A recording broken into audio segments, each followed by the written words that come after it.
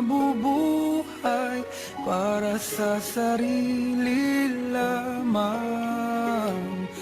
Walang sinuman ang namamatay para sa sarili lamang. Tayong lahat ay may pananagutan sa isa't isa. Tayong lahat ay tinipon ng Diyos, nakapiling niya.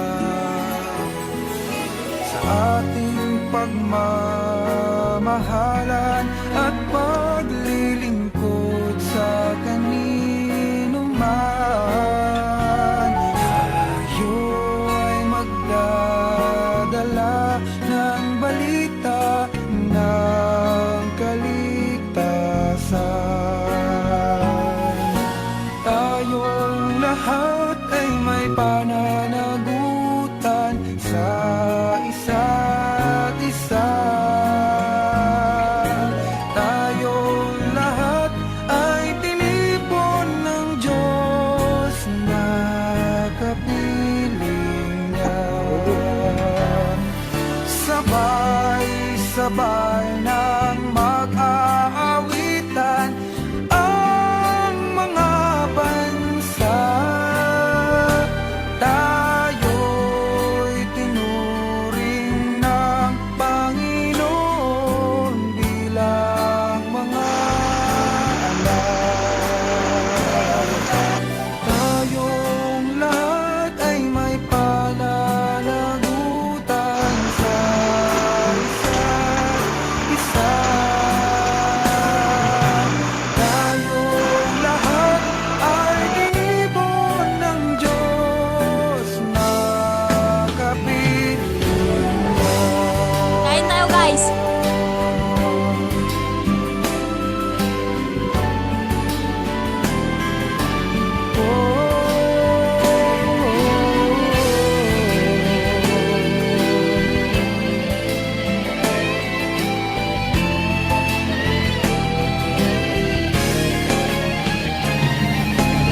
Tayong lahat ay may pananagutan sa isa't isa.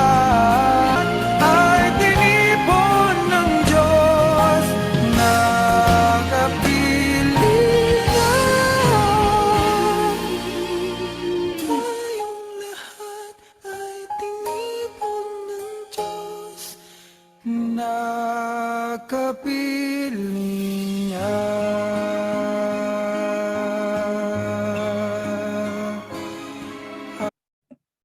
Okay. So, guys, were you able to hear the song? Napakinggan nyo ba yung kanta? Yes, sir. Opo, sir. Yes, Good. Napakinggan nyo yung kanta. Okay. Now, what does the song tell us? Ano yung sinasabi ng kanta sa atin? Sir, Ano yung pinapakiusap ng kanta sa atin? Yes. Ang sir, sinasabi po dito na ang lahat ng nilalang ng Diyos, maging tao man ito o hayop, ay may mahalagang papel na ginagampanan sa bawat isa. Wow, ang galing naman. So bawat isa ay may mahalagang papel na ginagampanan. I love that answer. I love that thinking. I love that feeling. Sana hindi lang sinasabi yan ha. Sana nararamdaman din natin yan ha. At sana gagawin natin yan. At sana ginagawa na natin yan. Good answer. Sino pa yung gusto magbigay ng kanyang? Yes, go. Say, no man is an island. No man is an island. Wow. Ang lalim nun ha. Okay. Ano yung ano natin? Gusto nating tukuyin dun sa pag sinabi natin na no man is an island. Sir, hindi po kaya ng tao mag-isa ang pangbuhay. Ang hirap kaya dun, no? Mag-isa ka habang buhay with all the luxuries around. Ang yaman kaya ng mundo natin tapos mag-isa mo, oh my God. Kaka-depress, di ba? You are right. Okay? Sino pa yung gusto magbigay ng kanyang point of view about the song? Thank you. Sir, lahat po tayo may pananagutan sa Diyos. Oh, sa Diyos lang tayo mananagot? Okay, that's right. I love that. Lahat tayo may pananagutan unang-una sa Diyos. 'Di ba? Kasi kung meron tayong pananagutan sa Diyos, it follows na meron tayong pananagutan sa ating kapwa at sa ating sarili. 'Di ba guys? Yun eh. I love your answer. Pananagutan sa Diyos. Pananagutan sa Diyos entails pananagutan sa kapwa at pananagutan sa sarili. Okay? Now, most of the time, nakakalimutan natin yung pananagutan sa sarili. Ano ba yung English ng pananagutan? Responsibility. Di ba? Dahil preoccupied tayo sa responsibility toward others, toward God, nane-neglect natin yung responsibility natin to ourselves. Hindi dapat. Di ba? Sabi nga nila, you cannot give what you cannot have. So first and foremost is, dapat unahin mo muna yung sarili mo. Be responsible to yourself. Once that you have become responsible to yourself, for sure, you will exude sense of responsibility toward others and ultimately to God. Okay? I love your answers, guys. Now, nakikita niyo yung naka-flash ngayon sa screen natin? Yes, sir. Okay. Yes, sir. Yes, sir. It's a reflection questions, right? Reflection questions. Pakibasa na yung unang reflection question natin. What is the role? Yes. What is the role of social science in the social, moral, and political dimension of man? Okay. Number 2. Sige, diretsuhin natin. Diretso pala. Assume student, how can you change the world? Okay. So these are the 2 reflection questions. Now, ano pang ibig sabihin ng reflection? Pag nilay-nilayan natin itong tanong na to, what is the role of social science in the social, moral, and political dimension of life? Then, assume student. Wow! Sa number 2, tayo yun ha. Tayo yun ha. Pare-parehas tayong estudyante ng humanities and social science. Di ba? Sabi nga nila, ang buhay daw is school per se. Di ba? Life is a school. So all of us, regardless of our status, ay estudyante ng buhay. Di ba? Do you get me? So as you student, how can you change the world? So these are 2 reflection questions that we have to deal with. Okay? Now let's proceed. Okay. So here we go. Nakikita niyo yung naka-flash sa screen natin? Yes, sir. Okay. Yes, sir. So klaro yan ha. Okay. So yung una, nandun yung terms na social science. Social and science. So social science. Okay? So siguro it is already a known fact to us na pag sinabing social science, it deals with human society. Di ba? It deals with human society. Pag sinabing human, tayo yon. Di ba? So ang bida sa social science, ang centerfold with regards to the discussion, conversation, debate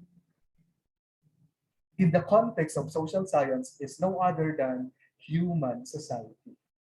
Okay? So dito sa course na to, pag-uusapan natin ang human society. Itong lipunan na ginagalawan ng tao. Okay? So our discussion begins and it will end with human society. Okay? So klaro tayo doon. Now, disciplines.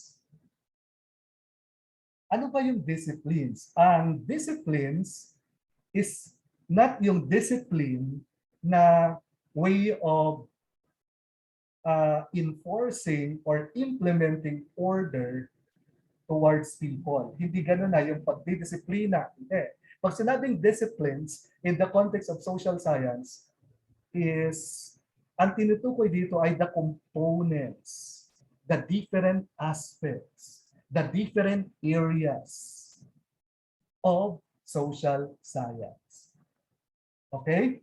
So you can see on the screen the 2468 disciplines of social science. Pakibasa nga kung ano yung 8 disciplines of social science as flash in the screen.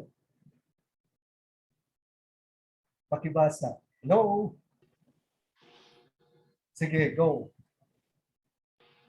Ano yung mga disciplines of the social science?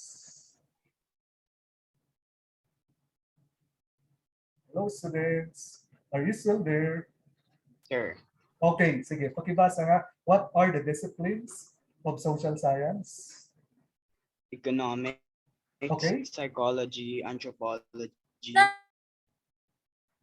sociology, history, geography. You're still true? May dalawa pa na hindi binanggit? Hello? Sir, Yes, may dalawa pa. Ang narinig ko lang hanggang geography. Ano pa yung dalawa? political science, demography. Demography. So those are the disciplines of the social science or social sciences. Pero it would be better kapag social science sila. So those are the 8 disciplines of social science. Okay, now, doon sa bottom part of the screen, makikita niyo doon yung concern. Ano yung concern ng social science? Pag sinabing concern, ano yung mission? Mission. What is the mission of social science? Ano yung nandun sa baba? Provide solutions to the diverse problem of society. Oh my God!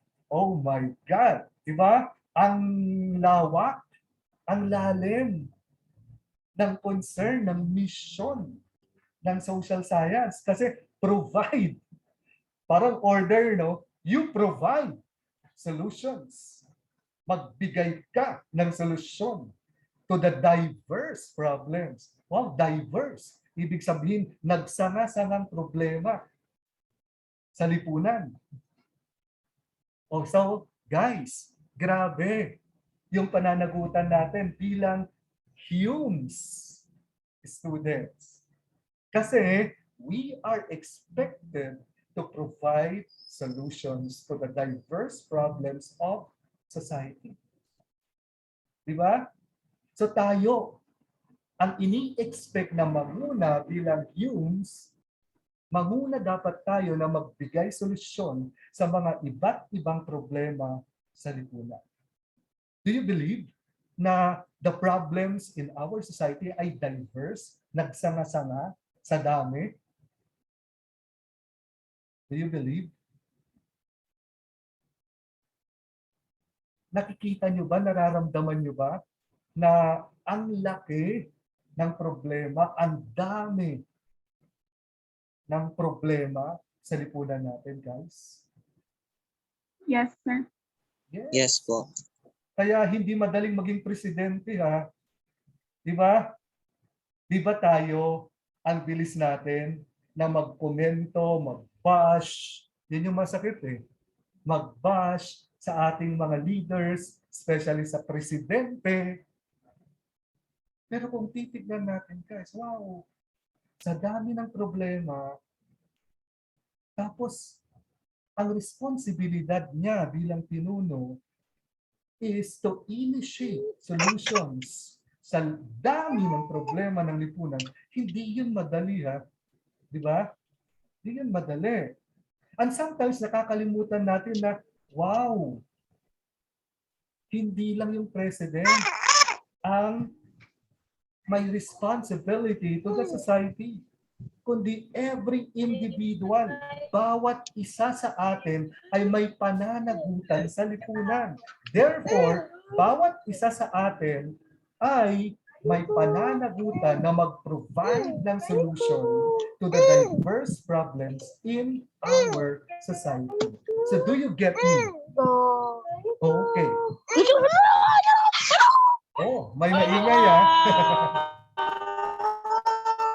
Oh, may maingay. Pero may bata. Oo nga eh. Sige, hayaan nyo lang yung bata. Ka na? Matututo yan. Okay. Pero ata cellphone mo.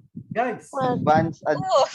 ano ang bumubuo sa society? Kiss lang ka. Ay, alam mo na eh. Hindi ka na dito na buruto. Ano ang bumubuo sa society? May didi ka naman. Hindi na kahit didi. Yung pinipla natin yung shit. Sabel, paup Hello? ng ano mo, Sabel. Paki-mute please. Okay, ano ang bumubuo sa lipunan? Ang lipunan ay binubuo ng ano? Tao, sir. Mamamayan, sir. Napaka-general na answer. Tao. Oo nga naman, tao. Mamamayan. Mamamayan po. Citizens. Okay. Composed of citizens. Individual citizens. Okay? Now, guys, ano yung smallest unit of our society? Sir, family po. Very good. It is family. So society is composed of families. Diba?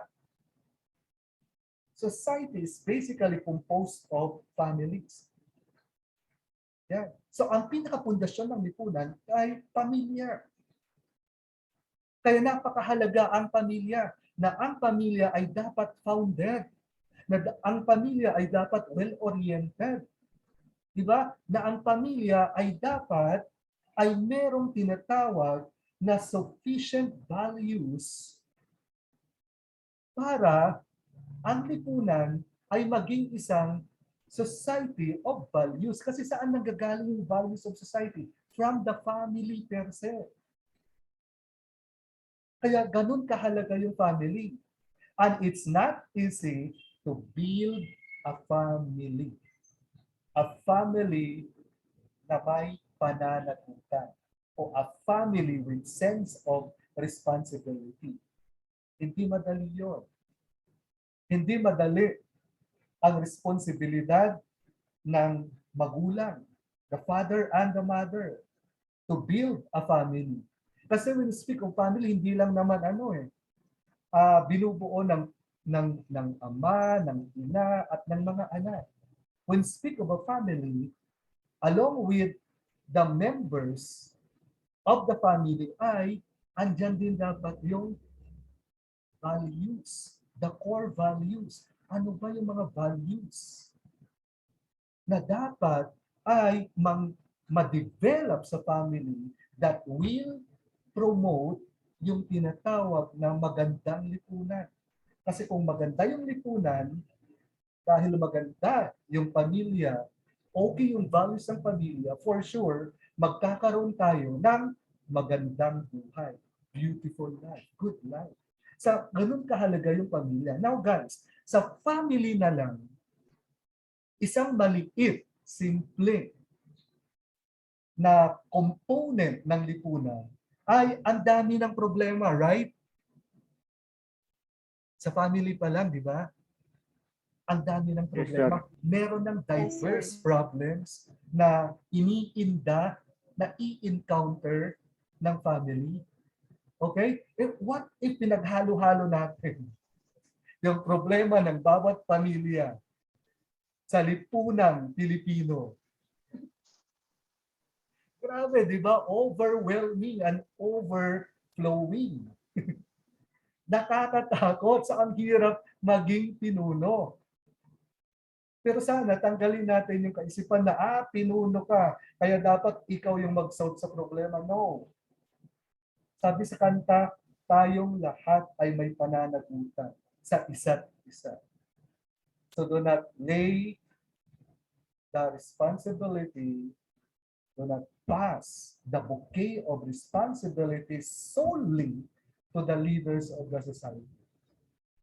We are empowered human beings. God has given us, equipped us the necessary tools for us to govern ourselves and to govern our society. Okay? So we are equally given the gifts of wisdom, the gift of intelligence, gift of wisdom, gift of intelligence, gift of liberty or freedom. Lahat tayo, binigyan ng Diyos ng ganyan. Katalinuhan at kalayaan. Hindi lang yung mga leaders natin. Therefore, it is our responsibility then na to take part in providing the solutions to the diverse problems of society. Gets you guys? Yes, sir. Sir, Oh. excuse me po, sir. Yes, yes. I believe may students pa po na gusto pong mag-join pero hindi pa po sila nakaka-join. Okay, sige. Sandali tignan natin ha. Okay, sir. Thank you, sir. Thank you po. Sige, thank you. Papasukin natin. Thank you for the reminder. Okay, sir. You're welcome po. Okay. Admit ko lang ha. Meron nga. Okay, so there it is. Now, let's discuss in passe ng mabilisan lang itong mga iba't ibang disciplines in the social science. Ano yung naka-flash na yun sa screen natin? Ano yung naka-flash ngayon sa screen natin? Economics. No. Okay, I heard you. I heard you guys. Economics. You are right. Okay? Economics. Economics. So ano ba yung economics? So nandyan yung description natin sa economics. Ang una dyan is allocation of scarce resources. Di ba? Allocation of scarce resources. Ang mundo natin is gifted with resources, di ba? God is so good to us kasi sinigurado ng Diyos na bago tayo iluklok dito sa mundo ay meron na tayong magandang environment. Pag sinabing magandang environment, an environment that is hospitable, that is life-giving environment. Pagdating ng tao, my God, na-witness ng tao yung tinatawag na paradise. Sagana sa resources. But in the course of time, kasi anong nangyari? Nagkaroon ng tinatawag na multiplication of human race. Sobrang dumami ang tao. Ang tawag doon ay burgeoning of society. Burgeoning. Okay, B-U-R-G-E-O-N-I-N-G. Paglobo. Yeah. Paglobo ng lipunan. Sobra. Tapos itong tao, imbis na maging steward to God's creation, steward to the resources. Pag sabing steward ay i-manage niya yung resources ng lipunan, ng ating mundo. Ang ginawa ng tao ay sinubdyo niya. Okay? Sinubdyo niya. Anong ibig sabihin ng subdue? Ang mga tao nag-compete to get the resources at their own interest. Nagkaroon ng competition of acquiring resources. So anong nangyari sa lipunan? Naging hindi balanse ang lipunan. Nagkaroon ng imbalance. May mga iba, sobra-sobra ang resources. May mga iba naman ay lacking ang resources. So, dyan ngayon pumasok ang science of economics. Dahil ang tao ay naging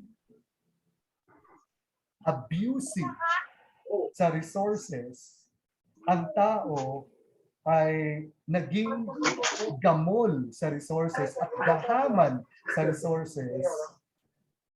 Kaya lumabas ang science ng economics kasi kailangan na i-manage ang resources. Dati-dati kasi the resources in our society ay free. para sa lahat. Resources for all. Yun nga lang, di ba? Ang mga tao, ang ginawa nila is, hello, paki-mute muna please. Paki-mute please, okay. So ang nangyari kasi, itong mga free goods, o kung tawagin natin ay resources, free goods, kasi libre yan eh, for all, para sa lahat. Ang ginawa ng tao is, di ba, naging haman ng tao, nag-acquire ang tao. Ano yung specific na in-acquire ng tao? Land, lupa. Ang lupa dati ay para sa lahat yan. It's a public space. Para sa lahat.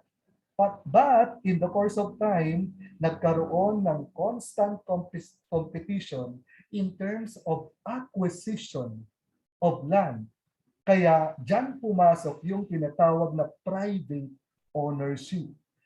Yung mga public lands, kung sinabing public para sa lahat, ang nangyari ay inangkin-angkin ng mga tao, naging private yan. Di ba? Kaya may mga tao na ang daming lupa, may mga tao naman na kakapirangkot ang lupa, may mga tao naman na walang lupa. Nagkakaroon na lang siya ng lupa kapag namatay na siya. Di ba? May lupa na siya sa sementeryo. And that's not funny. Okay? So, because of man's greediness, because of the institution of private property, lumabas ngayon ang science of economics. Kasi kailangan ng ma-manage ang resources natin. Kasi hindi ito dinamanage ng tama ng mga tao. Kasi nakalimutan ng tao yung kanyang pananagutan na maging steward of resources. Pag sinabing steward ay manager dapat siya ng resources. Pag sinabing manager, aalagaan niya, payayabungin niya, at isi-share niya sa bawat isa. Hindi eh. Ang nangyari is subdue. Sinarili, that's right. So, napakahalaga ngayon ang economics. Kasi nag-aagawan na tayo ng resources. Di ba? So, yan ngayon yung role ng economics. I-allocate itong mga konti-konti na lang, nagkakaubusan na resources. Kasi tinabuso mo ng tao yung resources. So basically, pag sabi economics, it deals with how man makes a living. Tinitignan ng science na to kung paano gamitin ng tao ang mga resources na meron sa kanyang paligid. Ginagamit ba niya ito ng tama o hindi? That's basically the role of economics. Okay, klaro guys ha? Now let's proceed to the next discipline, which is demography. Demo means people. Kaya nga, di ba, meron tayong tinatawag na democracy in political science. Demo means people. Okay? Grapheme means a place. Okay? So demography is concerned with where the population is. It talks about population. Saan ka makakakita sa Pilipinas ng may malaking populasyon? Usually saan? Sa urban, di ba? Sa Metro Manila. Ang Metro Manila sa ngayon ay napaka-congested na lugar. Pero gustong-gustong puntahan ng tao. Kahit na wala ng space, nag-aagawan ang mga tao doon ng space. But people go there. Why? Kasi nandun yung economics. Nandun yung means of living. Nandun yung trabaho. Di ba? So ito yung concern ng demography. Minomonitor ng science of demography kung nasaan yung tao at bakit pumupunta ang mga tao doon. Ang tawag doon ay migration. There are two kinds of migration. The emigration EM, at saka yung immigration, IM. Pag sabing emigration, EM, aalis ako sa lugar. Bakit ako aalis sa lugar na yun? Kasi walang opportunities eh. Ang hirap ng buhay eh. Kung aalis ka, may pupuntahan ka, di ba? So yung pagpunta, yung pupuntahan mo na lugar, ang tawag sa phenomenon na yon ay immigration. Papasok ka doon. Bakit ka pupunta doon? Kasi merong opportunities. So in the context of Philippine society, immigration of people happens in Metro Manila. Ang daming pumupunta sa Metro Manila because nandun yung opportunities. Di ba? So ano ngayon yung challenge sa government? Ang challenge sa government is to spread to the whole country yung opportunities. Ang tawag doon ay equitable opportunities. Dapat spread ng government ang opportunities sa buong iba't ibang rehiyon ng ating bansa. Nang sa ganon is, ang mga tao hindi na kailangan na mag-migrate to a certain place. Di ba? So, demography. It also talks about statistics. Ilan na kayo yung tao ngayon? Pag ano? Nakakalula kayo yung pagdami ng tao eh. Di ba? Kasi yung pagdami ng tao ay hindi lang addition, hindi lang multiplication, kundi exponential yung pagdami ng tao. So that's demography. Okay? The third is anthropology. It concerns on how the people adapt in their environment. It is a science which is concerned with an interplay between the humans and their environment. That's anthropology. So basically, ang pinag-uusapan sa anthropology ay yung kultura ng mga tao. Kasi yung kultura ng mga tao ay based sa kanyang lugar na tinitirhan. Di ba? In the ancient times, di ba? Ano yung kultura ng tao? Basically, ang kultura ng tao noon ay it's a culture of stone. Stone culture. Bakit stone culture? Kasi ang paligid ng tao noon ay kuweba. Yan yung nakikita lang niya. Okay?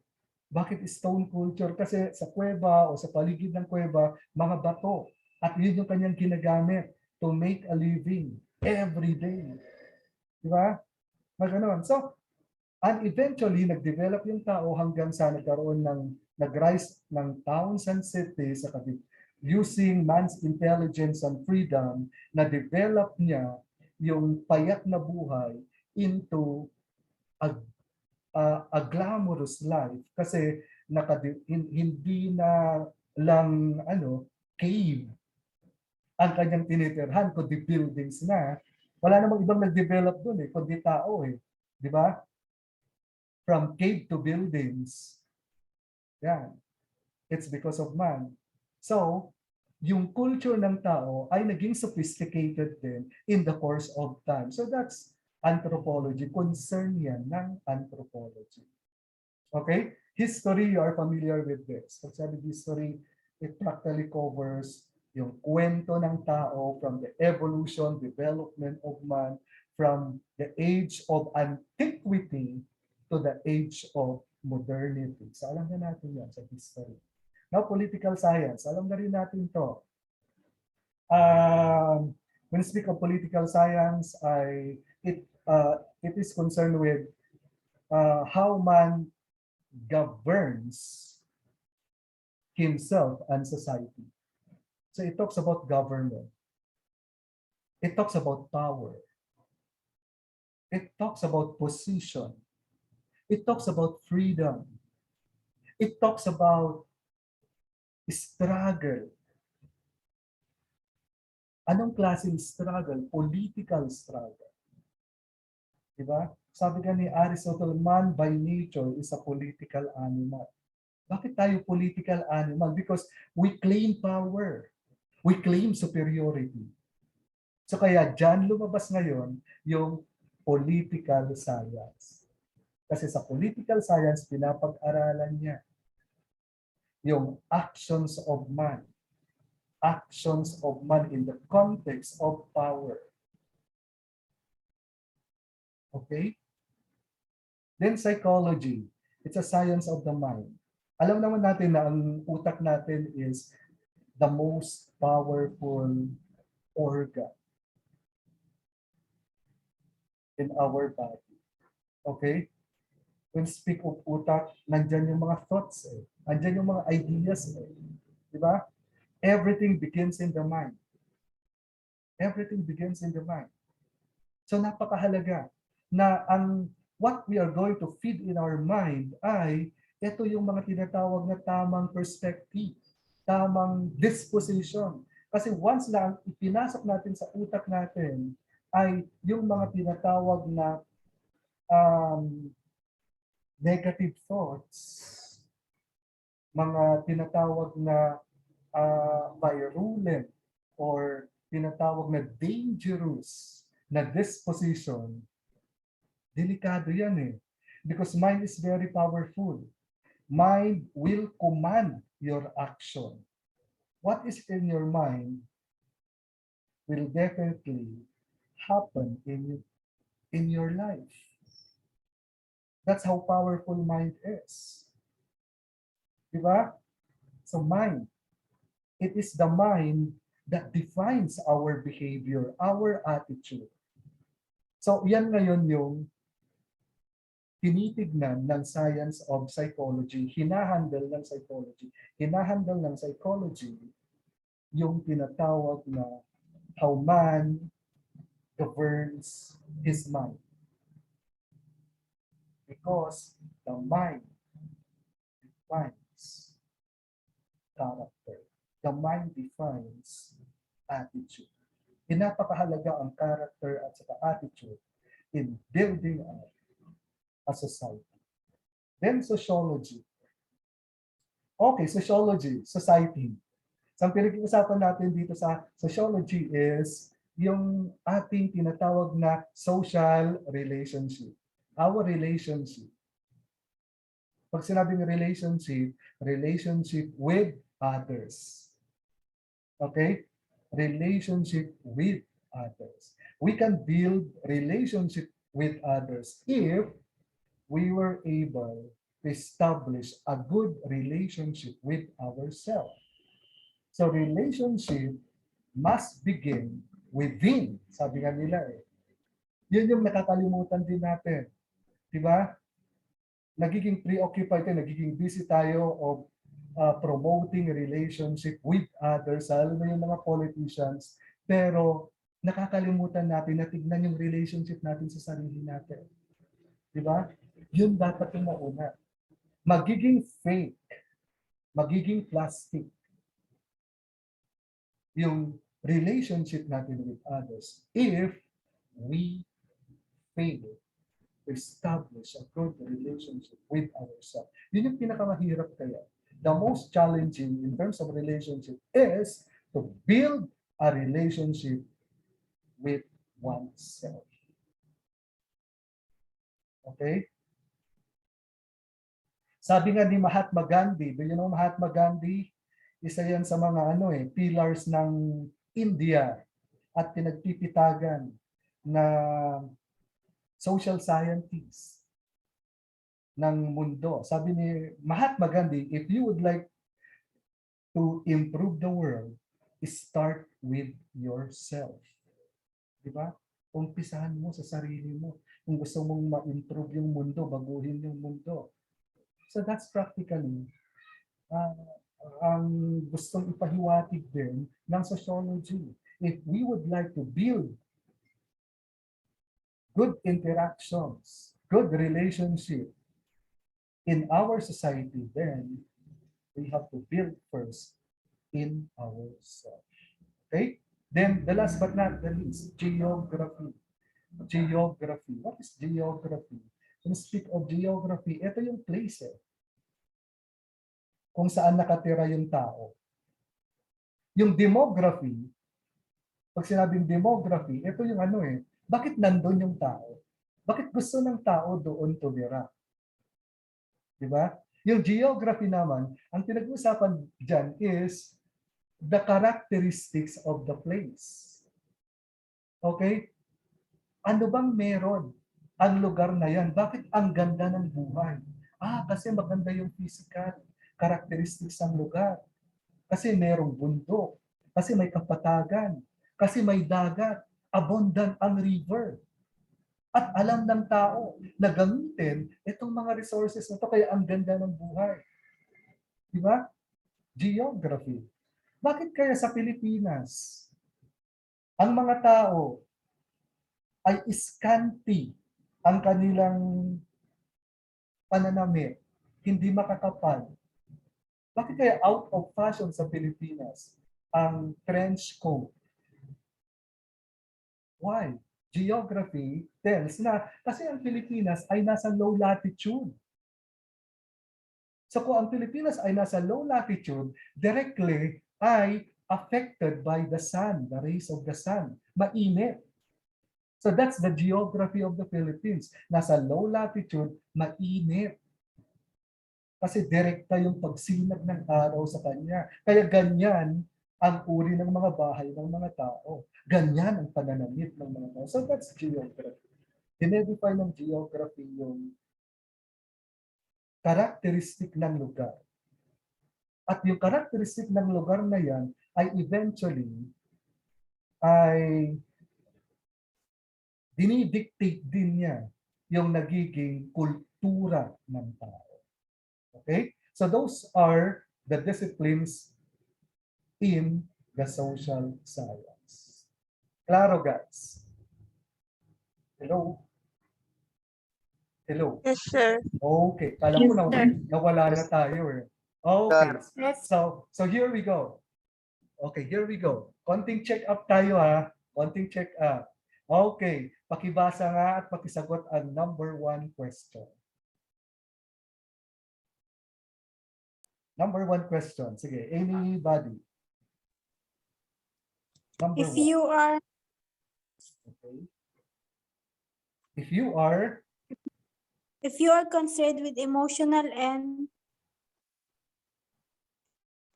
yes. sir, malabo po yung Cognitive. malabo Yan. po yung Okay. Cognitive. Okay. cognitive Claro. impacts of relationship up to deal with Yes. Sige. Letter A. Ano yung psychologist. kaagad ha. Galing mo ha. Are you sure, psychologist? Ako, sir. Tampo. Okay. So kung may issue Yes, ka sa emosyon, yan. Medyo nababagabag ang pag-iisip mo, you deal with psychologist. Very good. Number 2. If you are concerned with how being in varied groups affect individuals and groups in which they participate, you ought to deal with Yes. A. Economist, B. Historian, C. Sociologist, D. Psychologist. Letter C po, Sociologist. Oh my God, ang galing ng mga estudyante ko. I love it. Dear students, you are right. Number 3. Sir. Number 3. Yes. If you are concerned with how to participate in political structure, you ought to deal with A. Geographer, B. Anthropologist, C. Demographer, D. Political scientist. Sir, D. Political scientist. Okay, you know what? The way you enunciate the words, the way you deliver your words, pwede kang maging lawyer. Meron kang tinatawag na conviction eh. Okay? Tama. You are right. Political scientist. Number 4. Let's go to number 4. Hey, number 4. Sino? Sir, I want to answer po. Okay, sige. Go. Answer. You are concerned with rituals and beliefs of the community. You ought to deal with A, geographer, B, anthropologist, C, demographer, D, political scientist. Sir, B, anthropologist. Yes, anthropologist, rituals. Okay, very good. And number 5, Ako, sir. go, I proceed. Hello, sir. Yes, proceed. If you are concerned with interpretation of the past and understanding trends, you ought to deal with A, economist, B, historian, C, sociologist, D, psychologist. Letter B po, historian.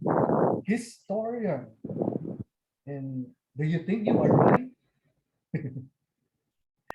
Do you Yes, think sir. you are right? Yes? Say that with conviction, Yes po. please.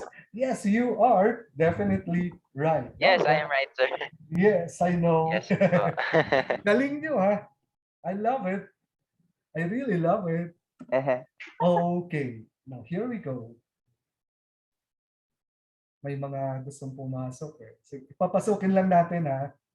Patapos na tayo. Okay. Okay, so here we go. Nakikita niyo yung naka-flash ngayon sa board? Yes, sir. Yes, sir. anyone who would like to read?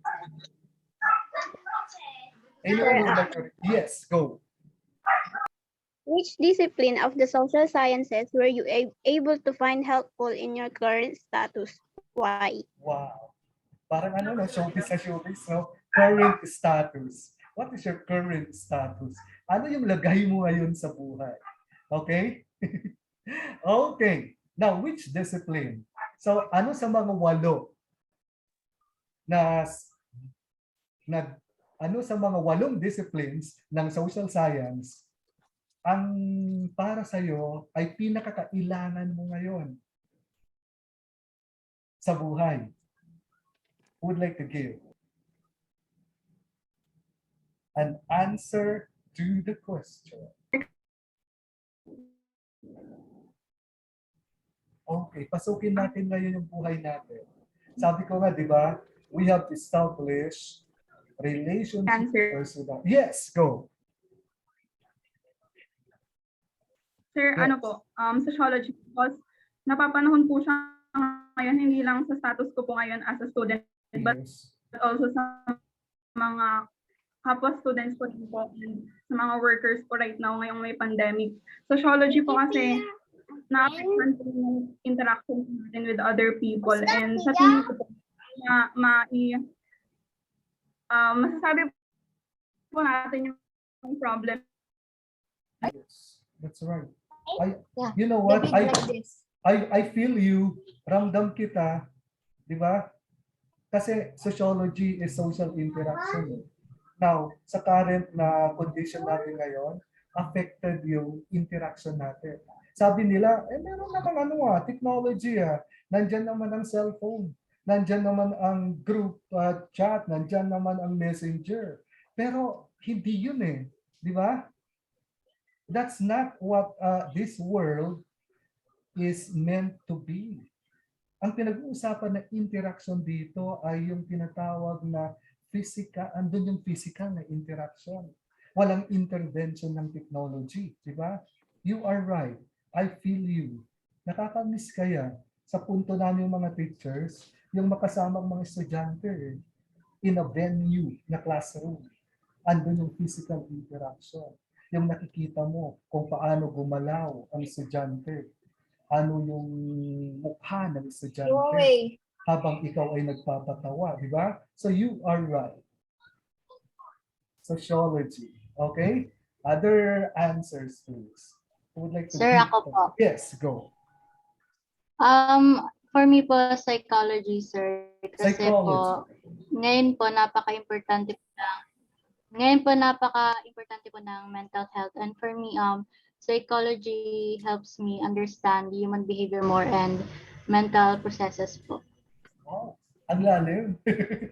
Hindi ko yata matig yung idea mo. Okay. Yeah. Tama. Kasi ang main issue natin ngayon dito is, ito nga yung mental health. Diba? Hindi lang actually mental health, biopsychosocial health.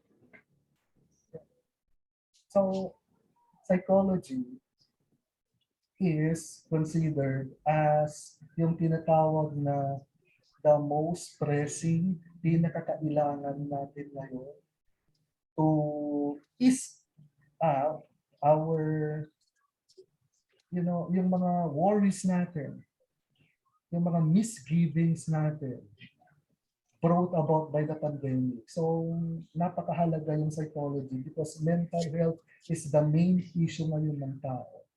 And we are, looking for the aid of psychology and psychologists para kahit paano maipsan itong mga pakiramdam natin, nararamdaman natin about our condition nowadays. You are right. Meron pa? Meron, sir, ako po. Oh, sure. Proceed. Sir, for me, economics po. Okay. Kasi, sir, one of the biggest problems of our country is poverty po. And halos lahat po tayo ay nag-struggle financially po. I think po kasi kailangan natin ng pera pang gastos, pang suporta sa needs natin, necessities. Syempre po, kapag wala kang pera, wala kang, pwede kang mamatay sa gutom, ganun. Kaya ayun po, yun po yung kailangan po natin. Pero I believe, sir, na all of the discipline of the social sciences are helpful in everybody's current status. Okay. Pero ang highlight mo, because ang tanong is which discipline, ang highlight mo is economics. Ang highlight mo is because of the poverty. Because of the poverty. Yes po. Di ba? Nakakaano Yes, nga It's really heartbreaking. Di ba? Heartbreaking na mula noon hanggang ngayon, ang problema sa Pilipinas ay poverty. Where in fact, ang Pilipinas ay endowed by God with resources. Sobrang yaman ng Pilipinas. Diba? Natural resources, human resources. Ang mga Pilipino ay multi-talented, maabilidad. Tapos ang paligid nila, ang ganda. Bawat corner na ng Pilipinas, may mga nakatagong yaman Diba? Kaya na ang Pilipinas, binansagan na sitting beggar in the mountain of gold. Isang nakaupong pulubi sa bundok na ginto. Di ba? Yan yung metaphor. Beggar, pulubi ang Pilipinas. Pero nakaupo naman sa ang tinitirhan niya ay ginto. Kayang i-reconcile. Bakit kaya poverty prevails in the Philippines where in fact ang Pilipinas ay resources rich? That's really a $1 million question.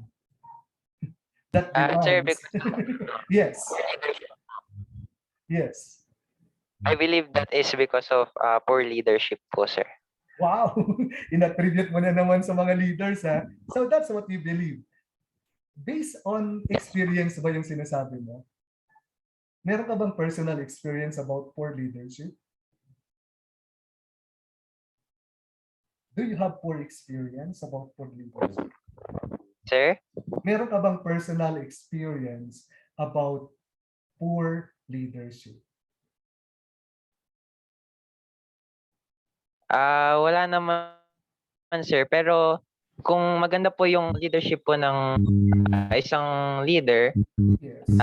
gaganda din po yung tataas po yung economics ng isang bansa at gaganda din po yung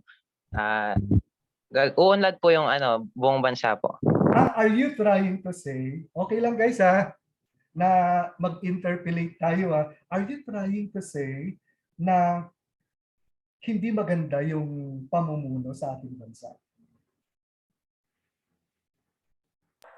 No sir, what I'm trying to say is hindi po napapansin, hindi po siya nabibigyan ng importansya yung poverty case po. Oh.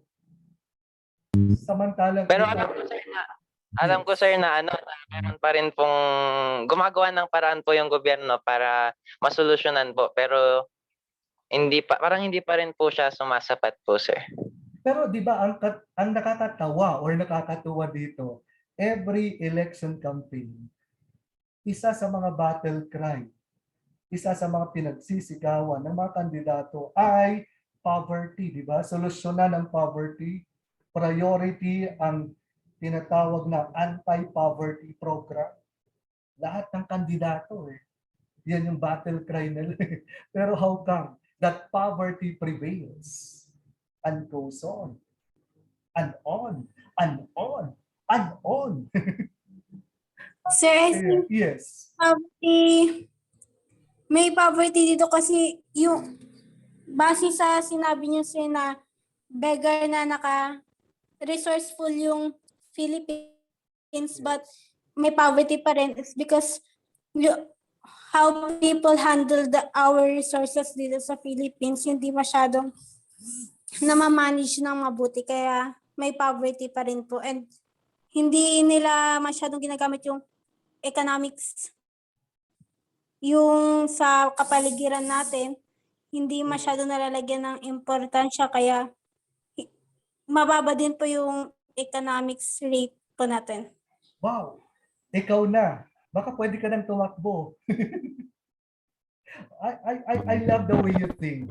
At least napaka-wide ng ng perspective mo. Nakikita mo yung mga nangyayari sa Pilipinas. You pointed out management of resources, proper management of resources. That's really a one big issue in the Philippines, di ba? Sa laki ng resources natin, sa dami ng resources natin, ay hindi na natin alam i-manage. So ang nangyayari, mismanagement, the richer is getting richer, and the poor is getting poorer. The rich gets richer and the poor gets poorer. Nagkakaroon ng tinatawag na inequality. Economically, socially, kasi mismanage yung resources natin. Pero alam nyo, at the end of the day, ito, napag-iisipan ko lang at the end of the day, hindi naman yung mga pinuno totally ang may kasalanan dyan. Di ba? At the end of the day, bawat isa sa atin, bawat Pilipino ay may magkukulang, may pagkakasala kung bakit ang poverty ay nagpapatuloy pa rin. Di ba? Tayo rin Ito na lang, a practical explanation. A practical explanation is, tayong mga tao ay, as mandated by the Constitution, tayo ay tinatawag na the boss. Diba? Tayo ang boss. Yung mga pinuno, sila yung public servant. Servant sila, utusan sila. Yung power nagagaling sa atin. Pero hindi pwede kasi na lahat tayo sa Pilipinas ay mag-manage. Mag-manage ng lipunan. Ang gulo-gulo pag lahat tayo mag-manage ng lipunan. Kaya, namimili tayo through election ng mag-manage ng lipunan. Okay? So yung right to choose who's going to manage the resources of the society ay tao. Di ba? Tao. Ngayon, ang tanong, pinipili ba natin yung tamang tao na mamumuno sa pag-manage ng ating resources? Yun. Lalo na ngayon, palapit na naman ng eleksyon. Sana naman, hindi money-driven na eleksyon, hindi pera. yung pagkagalaw. Okay? Kaya nga kung minsan, napapaisip ako, itong mga politicians na to, masaya yata sila na ang mga Pilipino ay patuloy na naghihirap. Bakit?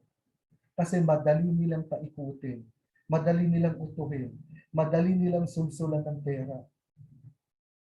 Ang mahirap. Kapit sa patalim eh. Diba? You know what guys? I'm counting on you. Kasi kayo ang mga, tama si Rizal, that the youth is the hope of the country. You are the future of the country.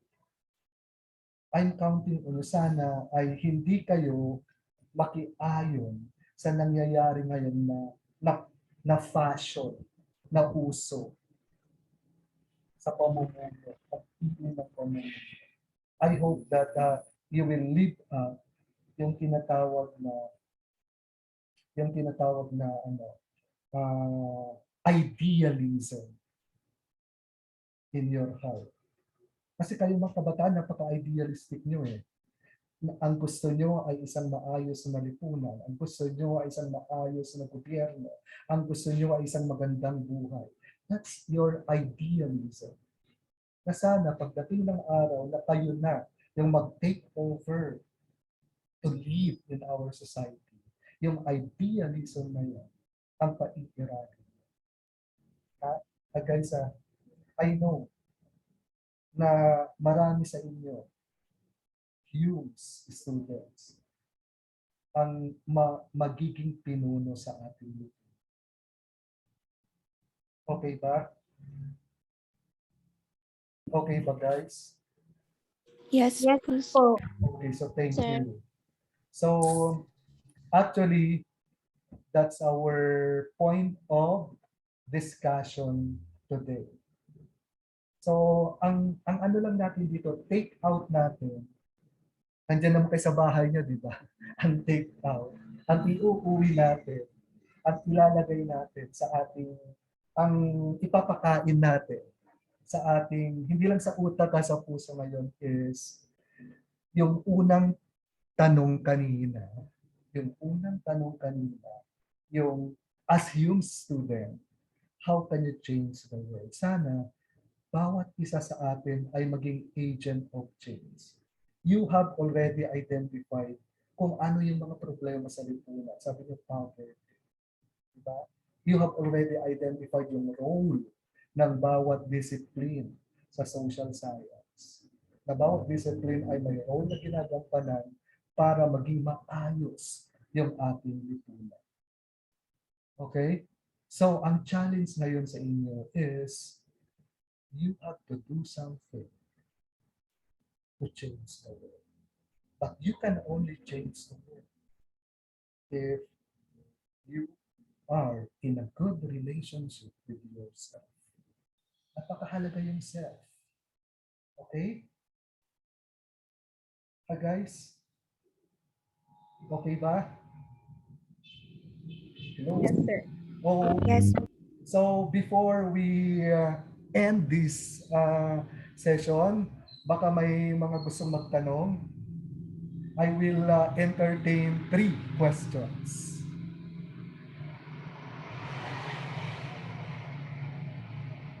Three questions from different students. May tanong ba tayo concerning our discussion today?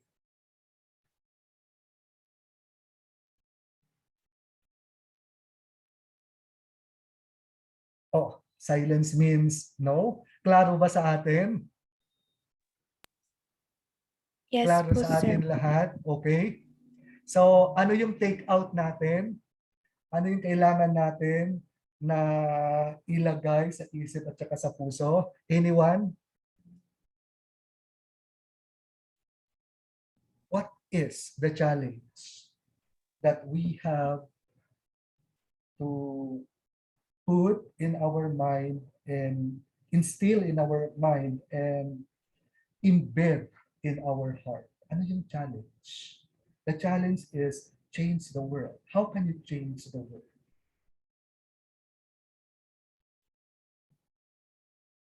Parang ang laki, no? World? Change your society. How can you change your society?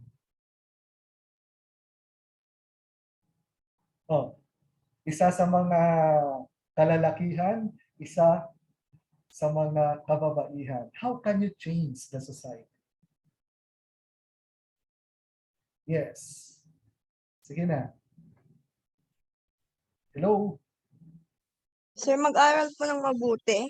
I love that. Napaka-practical yung sagot mo. Napaka-realistic. I love that. That's what I would like to hear from you, dear students. Mag-aral lang mabuti, ha. Please. Kasi yan yung ano eh. Yan yung basic action to do. Yan yung stepping stone kung tawagin for us to change our society. Good answer. Practical answer. Realistic answer. Oh, from the boys. From the boys. Oh, from the boys. Bakit? Natulog na yung mga boys? From the boys. Up. Yes. Sige, proceed. Proceed. Hello. Sir, be responsible. Be responsible. Ano yun na? Napaisip ako ha. Be responsible. Pwede mong i-operationalize, gawin mong specific. Responsible in what sense?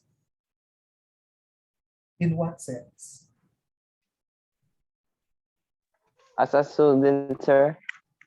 So you have to be responsible as a student. Okay. Let me ask you, how can you show your sense of responsibility as a student?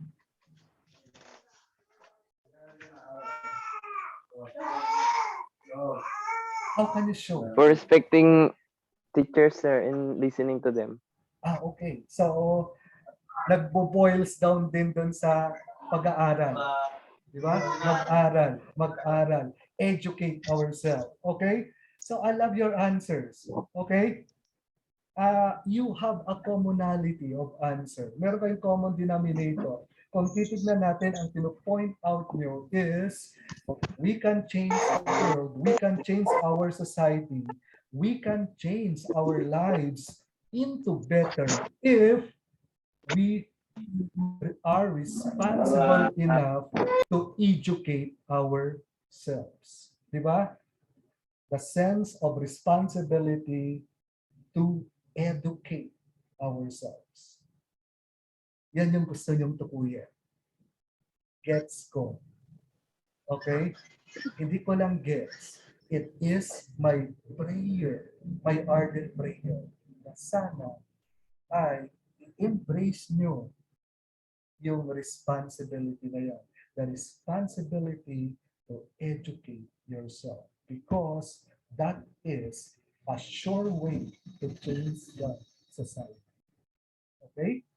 So that's all for now, dear students. Thank you for attending our class. Paki-relay na lang sa iba. And anyway, recorded pala to. Aayusin ko lang muna, tapos ilalagay ko sa YouTube channel natin. Okay? Okay ba? Yes, Okay? po, sir. Okay. So, stay safe, stay sound, stay happy, and aspire to be better every day and be grateful every day. Okay? So, see you in our next meeting. Bye. Thank you po, sir. Thank you, Dan. Thank you. God Thank you, bless. sir. God bless. Thank you, sir. Okay. Bye-bye.